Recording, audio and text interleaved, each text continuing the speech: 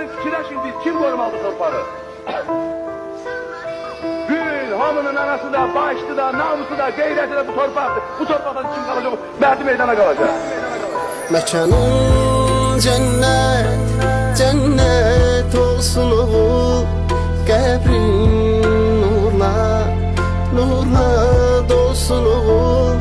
Mekanın cennet, cennet olsun oğul. Qəbrin nurla, nurla dolsun oğul. Bugün şehidim köçtü evimizden, itti gözümüzden, ama gitmir kalbimizden. Bugün yine vətən ağlayır.